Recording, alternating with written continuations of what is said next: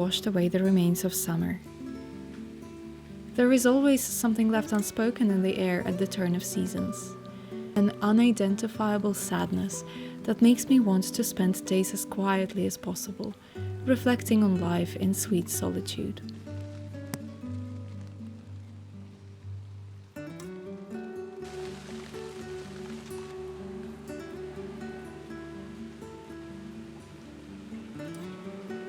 So come, rest your soul with me.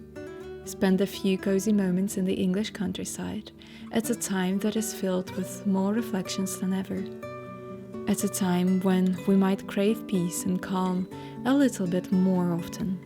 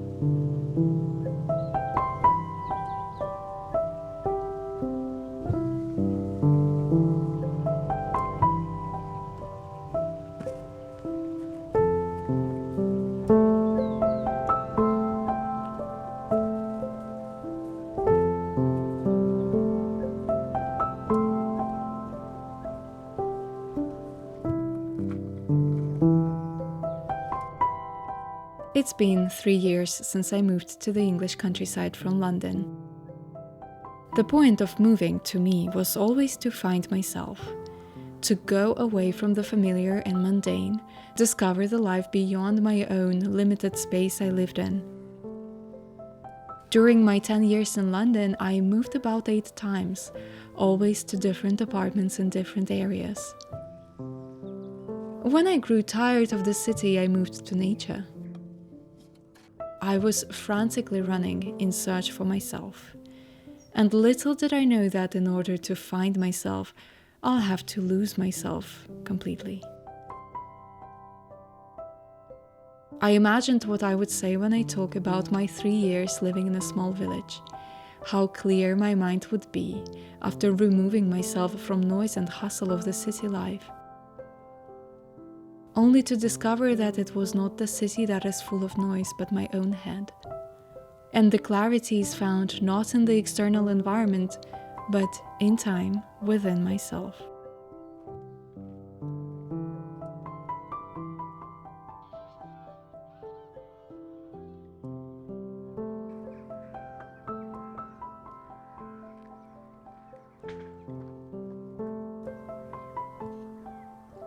So, if you, just like me, are in constant search of who you truly are, know that it's okay to not have everything figured out. It's okay to lose yourself every now and then completely, only to find parts of yourself you never knew existed. It's such a beautiful and long journey of self-discovery. As with anything worthy in life, with nature, with love, learn to trust the process.